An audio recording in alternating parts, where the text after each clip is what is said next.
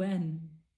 Immediate threat, there is no immediate threat. You want them to have nuclear weapon? You want them to attack Europe with missiles before you understand that they are a problem? We've had big parts of Denmark closing down because of one Iranian terrorist here who was, by the way, caught and prosecuted and convicted of spying and wanting to kill Iranian diaspora in Denmark. We've had an Iranian diplomat from Austria fly in with a bomb, try to go to Paris, give the bomb to somebody else in Belgium. And both instances, they were caught, they were stopped because of intelligence from Israel, because Mossad tipped European police that these terrorists were about to do terrorist activities on European soil. I have full faith in Trump. I think I don't understand the continuous Trump derangement syndrome we're seeing in Europe and other Western countries. Trump is a very smart man. If he wasn't smart, he wouldn't be where he is in life, in politics. And I believe that Iran will be free and that Iran is going to be empowered and helped by both many people in the diaspora, by investments from the West. We're going to join the free world. We're joining the Western world. Even though we are part of the Middle East, like Israel, we're going to be a part of the Western world. The Iranian people have Western values, and they're going to join the free and Western world. And Trump is going to help with that. I don't believe that he's going to end the war, or if the only possibility of him ending the war would be if the regime or the leftovers of this regime capitulated. And if they don't do that, I think he's going to go back and bomb. I think he's going to go back and continue to bomb the rest of what is left of this regime. The regime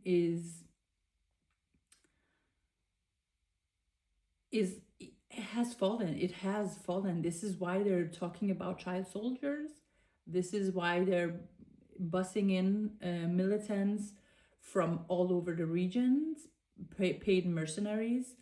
This is why they are talking about women joining the armies, giving women weapons and arming them.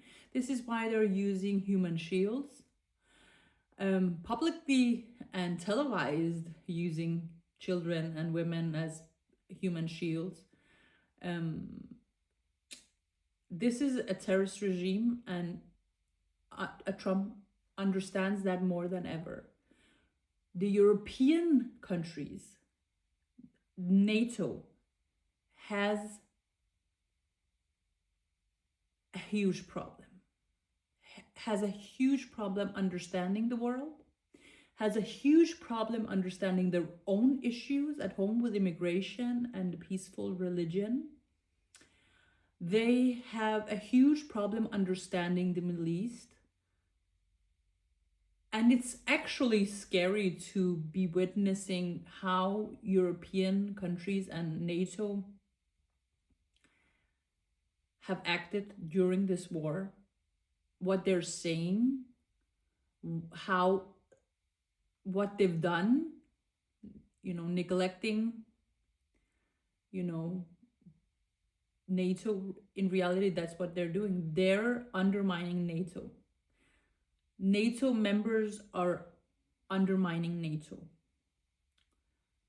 Just the fact that we have Turkey in NATO is mind-blowing to me.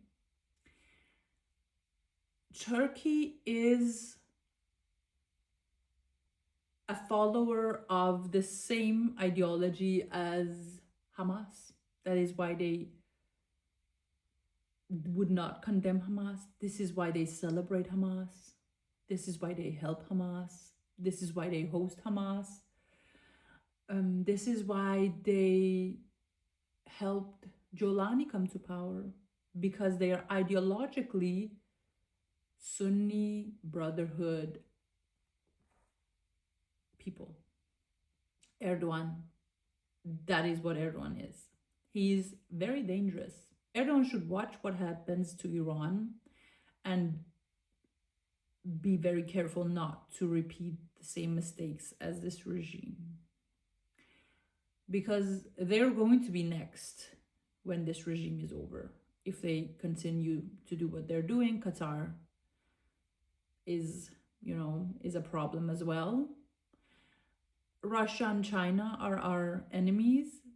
Iran, with this regime in power, are the enemy of the Western world, including Europe and all NATO members. Even Ukraine, that is not a NATO member, but Iran is an enemy of Ukraine.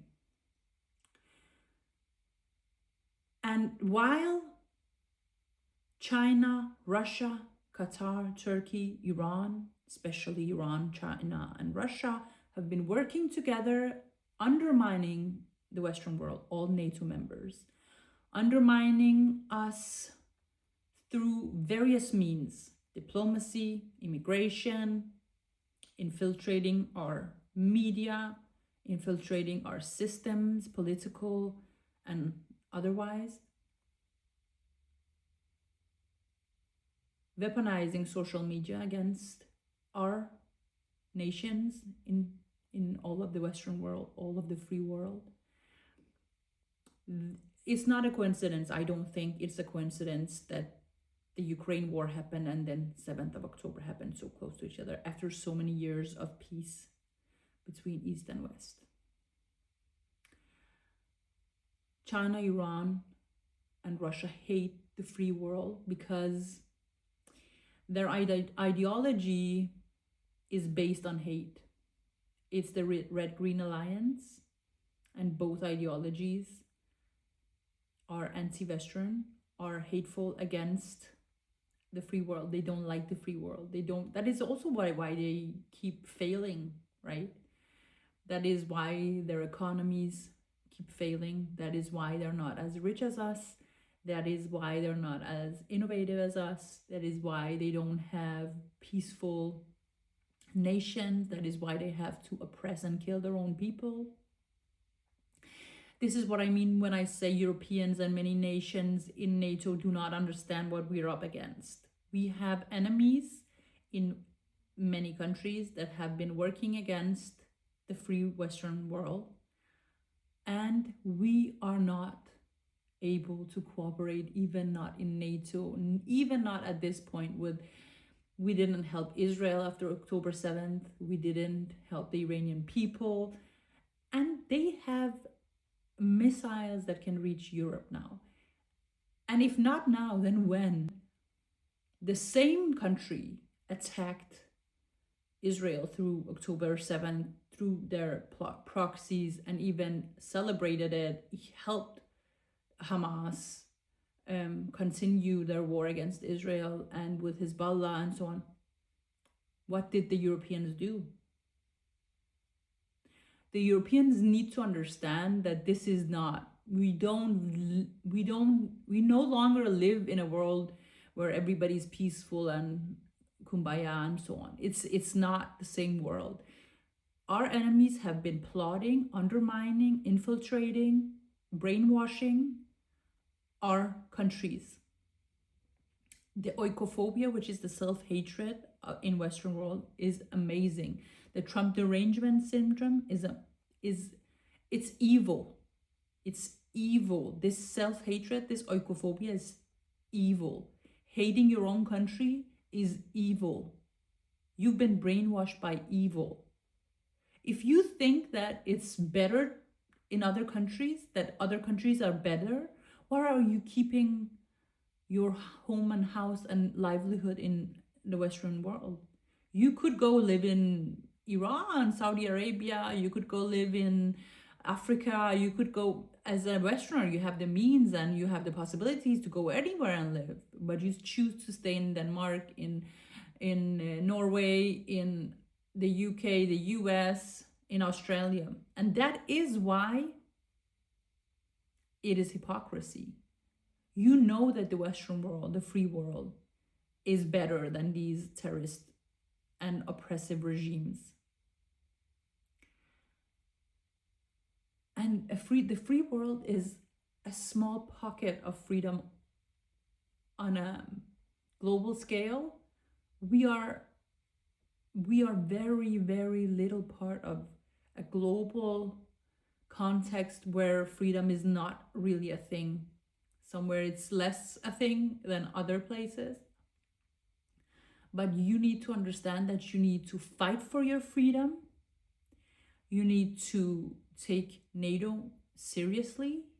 You need to understand that the US and Israel are your allies, and you've been neglectful, you've been disrespectful, you've let down your allies. You've let down the Iranian people, and it's embarrassing. Europe and other nations in NATO that haven't helped in this war, while Arab countries have helped, that is embarrassing. And the reason why you're doing it is because of Trump derangement syndrome and hatred towards yourself, the icophobia that I was talking about earlier. Stop acting like children. You need to be grown-ups. You need to join reality and fight against our enemies, be it Iran, China, Russia, and others. Even Turkey and Qatar are problems you need to have an eye on. Wake up, Europe. Wake up, NATO, before it's too late.